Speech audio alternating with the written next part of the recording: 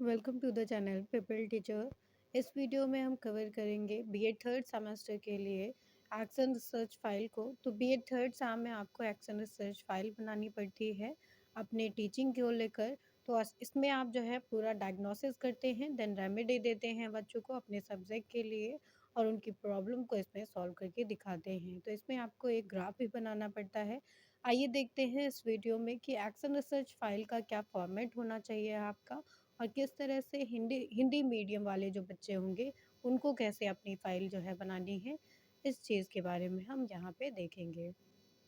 तो स्टार्ट करेंगे यहाँ पर। आपका जो फॉर्मेट होना चाहिए एक्शन रिसर्च में, उसमें आप सबसे पहले एक्शन रिसर्च लिखते हैं, उसके बाद थ्योरेटिकल एस्पेक्ट लिखेंगे, सैद्धांतिक पक्ष हिंदी वाले लिखेंगे, देन इसका मीनिंग लिखेंगे। रिसर्च का सबसे पहले मीनिंग लिखेंगे, डेफिनेशन बताएंगे, अनुसंधान और इसका अर्थ और परिभाषा लिखेंगे। देन सेकेंड पॉइंट में आप एजुकेशन रिसर्च बताते हैं, शैक्षिक अनुसंधान बताते हैं। देन थर्ड पॉइंट आता है जिसमें आप टाइप्स ऑफ एजुकेशनल रिसर्च बताएंगे, शैक्षिक अनुसंधान के प्रकार, जिसमें फर्स्ट आ जाएगा फंडामेंटल रिसर्च, जिसको मौलिक अनुसंधान कहते हैं, अप्लाइड रिसर्च, व्यवहारिक अनुसंधान, और एक्शन रिसर्च, क्रियात्मक अनुसंधान। देन नेक्स्ट पॉइंट आता है यहाँ पर हिस्ट्री ऑफ एक्शन रिसर्च, जिसमें क्रियात्मक अनुसंधान का इतिहास आ जाता है। इसके बाद आप यहाँ पर डिफरेंस बताएंगे फंडामेंटल एंड एक्शन रिसर्च में। तो मौलिक अनुसंधान और क्रियात्मक अनुसंधान में आप अंतर लिखेंगे। नेक्स्ट पॉइंट में आप इम्पोर्टेंस बताएंगे एक्शन रिसर्च की इंडियन स्कूल्स में। तो भारतीय विद्यालयों में क्रियात्मक अनुसंधान का महत्व लिखेंगे। नेक्स्ट पॉइंट आएगा यहाँ पे जिसमें आप ऑब्जेक्टिव्स बताते हैं यहाँ पर एक्शन रिसर्च के। तो क्रियात्मक अनुसंधान के उद्देश्य यहाँ पे बताइए। फिर आप स्टेप्स बताएंगे, स्टेप्स के लिए जो है step of action research heading लिखेंगे, क्रियात्मक अनुसंधान के सोपान। फर्स्ट स्टेप इसमें आ जाता है एक्शन रिसर्च के लिए आइडेंटिफाई द प्रॉब्लम, समस्या को पहचानना है। सेकंड स्टेप यहाँ पे आता है आइडेंटिफाई एंड डिलिमिटिंग द प्रॉब्लम, तो समस्या का परिभाषीकरण करना है और सीमांकन करना है। थर्ड यहाँ पे स्टेप आता है analysis of relevant causes of the problem, समस्या के संगत कारणों का विश्लेषण करना है। नेक्स्ट यहाँ पे पॉइंट आ जाता है जिसमें आपको फॉर्मुलेशन करना है एक्शन हाइपोथेसिस का, तो क्रियात्मक परिकल्पना का निर्माण करना है।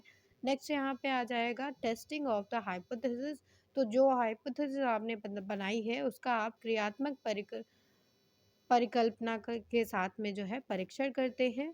देन जब हाइपोथेसिस का टेस्ट हो जाता है तब आप टेस्टिंग करने के बाद में फाइनल रिजल्ट जो है देंगे इसमें। तो final decision for hypothesis action hypothesis, तो क्रियात्मक परिकल्पना का यहाँ पे अंतिम निर्णय दिया जाता है। फिर नेक्स्ट स्टेप जो इसमें आ जाता है, स्टेप के बाद में जो नेक्स्ट पॉइंट आता है वो स्कोप का आता है। तो इसमें स्कोप बताएंगे एक्शन रिसर्च का, क्रियात्मक अनुसंधान के क्षेत्र हैं ये। नेक्स्ट पॉइंट लिखेंगे यहाँ पर कैरेक्टरिस्टिक्स बताएंगे एक्शन रिसर्च की, तो परिकल्पना की विशेषताएं लिखते हैं इसमें। नेक्स्ट पॉइंट आ जाता है सोर्स ऑफ एक्शन रिसर्च, इसके स्रोत क्या हैं। नेक्स्ट आ जाता है एडवांटेजेस ऑफ एक्शन रिसर्च, इसके लाभ क्या हैं, और लिमिटेशंस ऑफ एक्शन रिसर्च, इसकी सीमाएं क्या हैं। फिर आप इसका जो है क्रियात्मक अनुसंधान लिखेंगे। क्रियात्मक अनुसंधान लिखने के बाद में प्रैक्टिकल एस्पेक्ट यहाँ पे लिखते हैं। तो प्रैक्टिकल एस्पेक्ट लिखने के लिए यहाँ पर प्रैक्टिकल एस्पेक्ट लिखने के लिए क्रियात्मक पक्ष लिखेंगे। फर्स्ट हेडिंग यहाँ पे आती है title of the action plan, योजना का शीर्षक लिखेंगे सबसे पहले। फिर नेम लिखते हैं रिसर्चर का, अनुसंधानकर्ता का नाम लिखेंगे, विद्यालय का नाम यहाँ पे लिखा जाएगा। द नेक्स्ट पॉइंट में background of the action plan लिखेंगे, योजना की पृष्ठभूमि बताएंगे।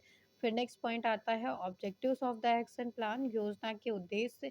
नेक्स्ट पॉइंट आता है जिसमें importance of the action plan, तो महत्व क्या है बताएंगे। इसके बाद स्टेटमेंट ऑफ द प्रॉब्लम, समस्या कथन करेंगे। विटनेस यानी कि प्रूफ क्या है, साक्ष्य क्या है उसके लिए ये दिखाएंगे। फिर प्रोबेबल कॉजेज बताएंगे प्रॉब्लम के, समस्या के क्या संभावित कारण रहे हैं। नेक्स्ट पॉइंट आ जाता है एक्शन हाइपोथेसिस का, क्रियात्मक परिकल्पना बताएंगे। फिर टूल्स यूज़, क्या आंकड़े आपने यूज़ किए हैं, क्या उपकरण दिखाए हैं। प्री टेस्ट पूर्व परीक्षण दिखाएंगे जिसकी इस तरह से तालिका बनेगी जिसमें आपको total number of students, number with students with problems, समस्या के साथ में कितने छात्र हैं और समस्या के बिना कितने छात्र हैं, वो आप दिखाएँगे इस टेबल में। फिर आप ग्राफ चार्ट या पाई चार्ट या बार चार्ट के थ्रू ग्राफ दिखाएँगे इसमें। फिर टेस्टिंग हाइपोथेसिस, आपने जो परिकल्पना रखी थी उसकी आप जाँच करेंगे यहाँ पे। फिर आप पोस्ट टेस्ट का जो है इस तरह से कॉलम बनाएँगे जिसमें आप टोटल स्टूडेंट्स एक तरफ दिखाते हैं और एक तरफ प्रॉब्लम्स के साथ में कितने स्टूडेंट हैं और विदाउट प्रॉब्लम कितने स्टूडेंट हैं वो दिखाते हैं। देन नेक्स्ट आप जो है सेकंड टाइम ग्राफ बनाएँगे जिसमें आप पाई या बार ग्राफ बना सकते हैं। फिर आप यहाँ पे रिज़ल्ट यानी कि परिणाम दिखाते हैं और इसके बाद इंटरप्रिटेशन या इवैल्यूएशन करते हैं अपने आँकड़ों का, मतलब कि रिज़ल्ट का। तो यहाँ पे आप आँकड़ों का विश्लेषण और मूल्यांकन करेंगे और लास्ट में कंक्लूज़न यानी कि निष्कर्ष दिखाएँगे।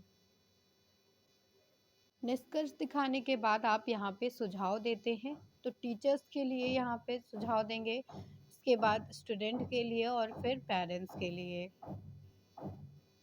लास्ट में आप इसमें रेफरेंस देंगे और अपेंडिक्स देंगे यहाँ पर, परिशिष्ट जिसको कहते हैं।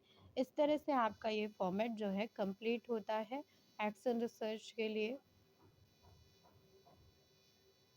नेक्स्ट यहाँ पे हम एक फाइल के थ्रू समझेंगे कि किस तरह से एक्शन रिसर्च यानी कि क्रियात्मक अनुसंधान में आपको थ्योरेटिकल एस्पेक्ट लिखना है। तो आप यहाँ पे सैद्धांतिक पक्ष लिखने के लिए सबसे पहले क्रियात्मक अनुसंधान हेडिंग डालेंगे, फिर सैद्धांतिक पक्ष हेडिंग डालते हैं और स्टार्ट करेंगे यहाँ पे शैक्षिक अनुसंधान से। तो एजुकेशनल रिसर्च के बारे में आप बताएंगे यहाँ पे, इस तरह से इसकी परिभाषा यहाँ पे डिफाइन करेंगे।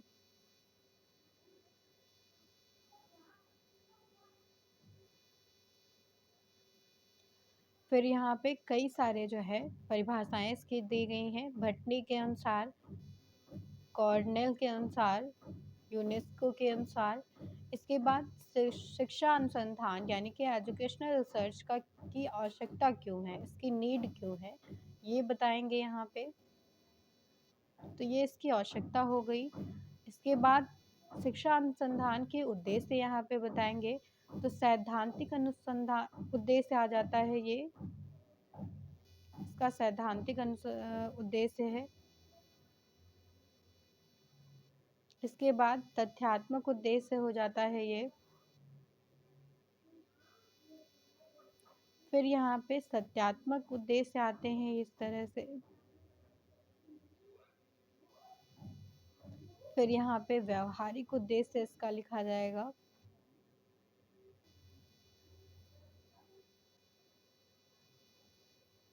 इसके बाद शिक्षा अनुसंधान के प्रकार हैं। प्रकारों में सबसे पहले मौलिक अनुसंधान आता है। इसके जो है इसके उद्देश्यों को 3 वर्गों में बांटा गया है उद्देश्य की दृष्टि से। प्रयोगात्मक शोध होते हैं इसमें, ऐतिहासिक शोध होते हैं और दार्शनिक शोध होते हैं। फिर यहाँ पे सेकंड पॉइंट आता है क्रियात्मक अनुसंधान का और इसके बाद अनुदैर्ध्य उपागम आते हैं, कटवा उपागम आता है।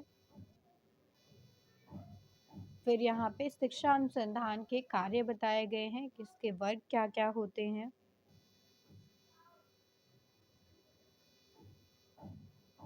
द नेक्स्ट पॉइंट इसमें लिखेंगे शिक्षा अनुसंधान की विशेषताएं क्या क्या होती हैं। तो इस तरह से आपको विशेषताएं यहाँ पे बताई गई। इसके बाद हम लिखेंगे अनुसंधान की परिभाषा। तो यहाँ पे रिसर्च के बारे में बताया जाएगा। जॉर्ज जे बुले के अनुसार ये परिभाषा यहाँ पे दी गई है। इस तरह से आप परिभाषाएं देंगे, 2 से 3 परिभाषा आपको लिखनी होगी इसमें। फिर यहाँ पे अनुसंधान की विशेषताएं बताई गई हैं।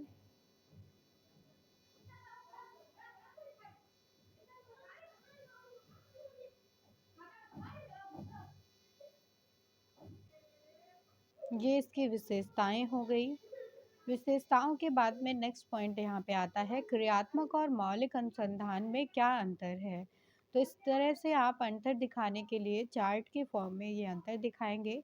सबसे पहले पॉइंट लिखेंगे आधार, जिसमें आधार बताएंगे। फिर एक साइड आप क्रियात्मक अनुसंधान के बारे में लिखेंगे, दूसरी साइड मौलिक अनुसंधान के बारे में लिखेंगे। तो इसमें आधार हो जाता है उद्देश्य, फिर अनुसंधानकर्ता के रूप में लिखेंगे आधार, फिर संबंध आधार आ जाएगा यहाँ पे। इस तरह से एक एक पॉइंट आधार में लिखकर इन दोनों जो है अनुसंधान के बारे में यहाँ पे डिफरेंस बताएंगे।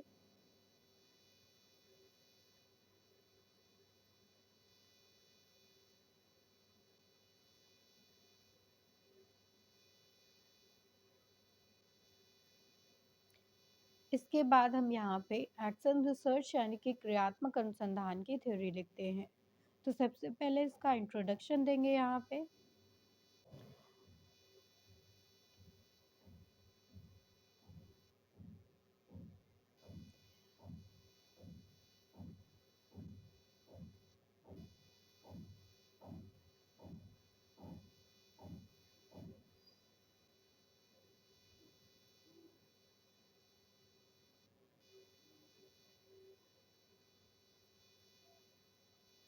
फिर यहाँ पे क्रियात्मक अनुसंधान का अर्थ और उसकी परिभाषा बताएंगे।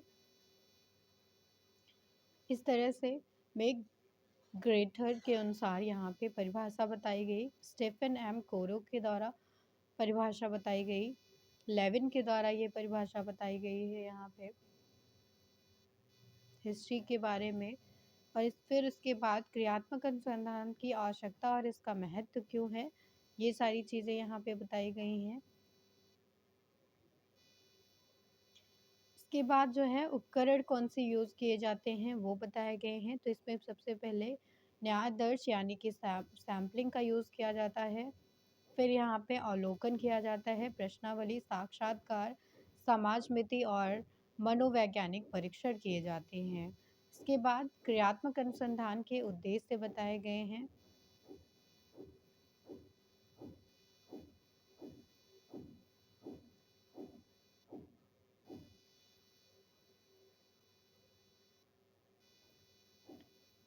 फिर यहाँ पे क्षेत्र बताए गए हैं क्रियात्मक अनुसंधान के।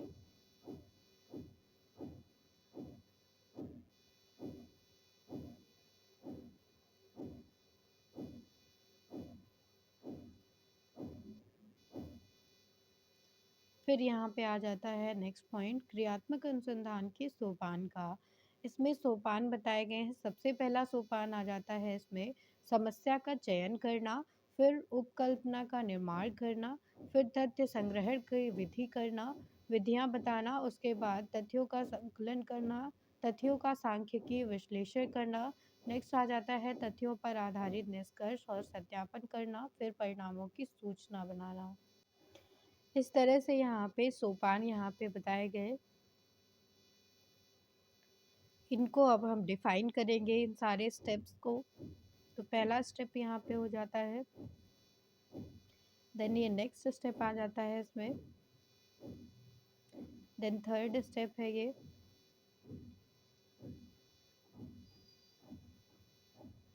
इसके बाद फोर्थ स्टेप यहाँ पे आ जाता है,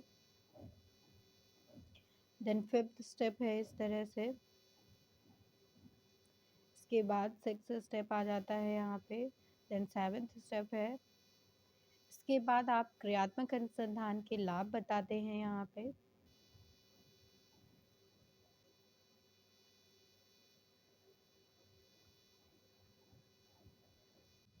इस तरह से आपका थ्योरेटिकल एस्पेक्ट यहाँ पे एंड होता है और आप नेक्स्ट हेडिंग लिखेंगे यहाँ पे प्रैक्टिकल एस्पेक्ट की। प्रैक्टिकल एस्पेक्ट लिखने के बाद में अकॉर्डिंग टू योर प्लान आप यहाँ पे समस्या यानी कि प्रॉब्लम दिखा देंगे बच्चों की, और उसके अनुसार यहाँ पे रेमेडी दे देंगे और ग्राफ बना लेंगे आप यहाँ पे।